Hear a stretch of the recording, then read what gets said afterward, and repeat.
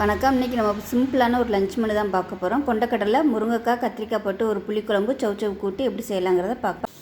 இப்போ ஒரு குக்கர் எடுத்துக்கலாம். தேவையான அளவுக்கு எண்ணெய் சேர்த்துக்கலாம். எண்ணெய் சூடானதும் 2 வரமிளகாய் சேர்த்துக்கலாம். கொஞ்சமாக கடுகு சேர்த்துக்கலாம்.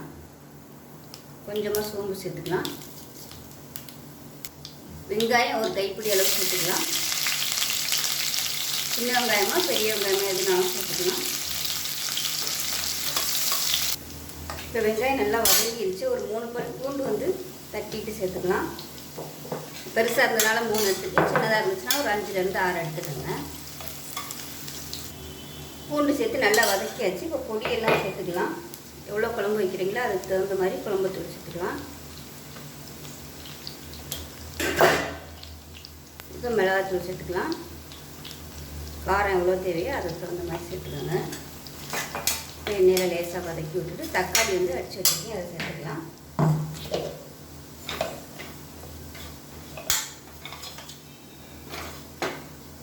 இப்போ தக்காளி சேர்த்துக்கலாம்.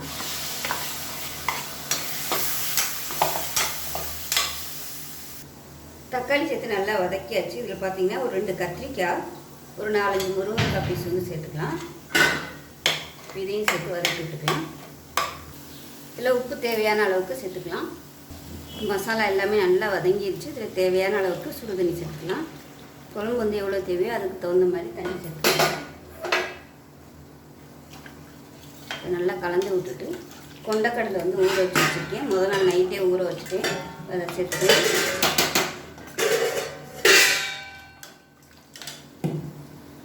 அதை சேர்த்துக்கலாம். கொண்டக்கடலை அந்த தண்ணி ஊற வச்ச தண்ணியோடு எப்பயுமே சேர்க்காதீங்க. அந்த தண்ணி எடுத்துகிட்டு ஃப்ரெஷ்ஷான தண்ணியை தான் ஊற்றணும்.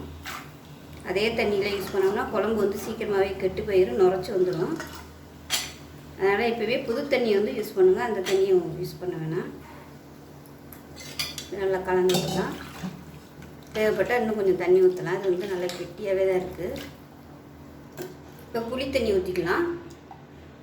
இது புளி ஊற்றாமையும் பண்ணலாம், புளி ஊற்றியும் பண்ணலாம். இப்போ நல்லா கலந்து விட்டுட்டு உப்பு செக் பண்ணி பார்த்துட்டு உப்பு சேர்த்துக்கோங்க. இப்போ இதில் கொத்தமல்லி எல்லாம் சேர்த்துக்கலாம். இப்போ இதை மூடி வச்சிடலாம். மூடி வச்சுட்டு நல்லா ஒரு 6 விசில் விடணும். ஏன்னா கொண்டக்கடலை வேகணும். அதனால் ஒரு 5 இல்லை 6 விசில் விட்டுட்டு ஸ்டீம் போனதுக்கப்புறம் பார்க்கலாம். ஒரு குக்கர் எடுத்துக்கலாம். இதில் பார்த்தீங்கன்னா கடலைப்பருப்பு ஒரு கைப்பிடி அளவுக்கு, அதே அளவுக்கு அதை விட கம்மியாக கொஞ்சோண்டு பாசிப்பருப்பு இது சேர்த்துக்கலாம். நல்லா கழுவிட்டு சேர்த்துருக்கேன். இப்போ இதில் மீடியம் சைஸாக ஒரு சௌச்சவ் கட் பண்ணி வச்சுருக்கேன், அதை சேர்த்துக்கலாம். இப்போ இதில் கொஞ்சமாக வெங்காயம் சேர்த்துக்கலாம். மீடியம் சைஸாக ஒரு தக்காளி சேர்த்துக்கலாம். இப்போ இதில் 2 பச்சை மிளகாய் சேர்த்துருக்கேன். சேர்த்துட்டு தேவையான அளவுக்கு தண்ணி சேர்த்துருக்கேன். உப்பு சேர்த்துக்கலாம். கொஞ்சமாக உப்பு சேர்த்துக்கலாம். இப்போ இதை மூடி வச்சுட்டு 2 விசில் விட்டுட்டு பார்க்கலாம். பாருங்கள், குழம்பு அருமையாக ரெடி ஆயிடுச்சு. இப்போ இதில் உங்களுக்கு விருப்பம் இருந்தால் நீங்கள் தேங்காய் சேர்த்து அரைச்சிக்கலாம். தேங்காயும் சோம்பு அரைச்சி ஊற்றிக்கலாம். இப்போ நான் தேங்காயும் சோம்பு அரைச்சிட்டு வந்துட்டு பார்க்கலாம். இப்போ தேங்காய் அரைச்சிட்டு வந்தாச்சு, அதை சேர்த்துக்கலாம். மீடியமான ஃப்ளேமில் கொஞ்சம் கொதிக்க விட்டுக்கலாம்.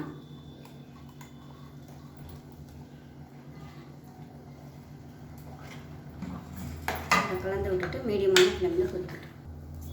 இப்போ அங்கிட்டு பார்த்தீங்கன்னா குழம்பு கொதிச்சுட்டு இருக்குது. தேங்காய் அரைச்சி ஊற்றி இப்போ கூட்டு ரெடி ஆகிடுச்சு. பாருங்கள், நம்ம வச்ச 2 விசிலில் கூட்டு சூப்பராக ரெடி ஆகிடுச்சு. இப்போ நம்ம தேங்காய் பேஸ்ட் சேர்த்துக்கலாம். இதில் ஒரு 3 டேபிள் ஸ்பூன் தேங்காய், 1 டேபிள் ஸ்பூன் பொட்டுக்கடலை, 2 வரமிளகா, கொஞ்சோண்டு சீரகம் போட்டு அரைச்சி வச்சுருக்கேன். ரொம்ப நைஸாலாம் அரைக்க வேணாம், குறக்குறன்னு இருந்தாலும் பரவாயில்ல.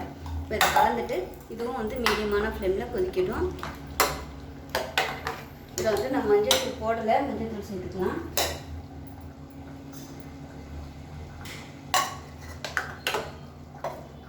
உப்பு முதலே போட்டிருக்கேன். மீடியமான ஃப்ளேமில் கொதிக்கட்டும். ரொம்ப ஹையில் வச்சோம்னா தேங்காய் திரியாயிரும். இப்போ தேங்காய் அரைச்சி ஊற்றி நல்லா கொதிச்சிருச்சு. தாளித்து விட்டுடலாம். இந்த சைடு குழம்பு நல்லா கொதிச்சிருச்சு. அதையும் ஏமாற்றிடலாம். இப்போ பாருங்கள், கடுகு, வரமிளகா, சீரகம், பெருங்காயம் போட்டு தாளித்து அதை கொட்டிடலாங்க. தேங்காய் எண்ணெய் சேர்த்துக்கோங்க தாளிக்கையில், அதான் நல்லாயிருக்கும். அவ்வளோதான், அருமையான கூட்டு ரெடி ஆயிடுச்சு. இப்போ பாருங்கள், சாதம், கொண்டக்கடலை, முருங்கைக்காய், கத்திரிக்காய் போட்டு புளிக்குழம்பு, சௌச்சவ் கூட்டு சூப்பராக ரெடி ஆயிடுச்சு.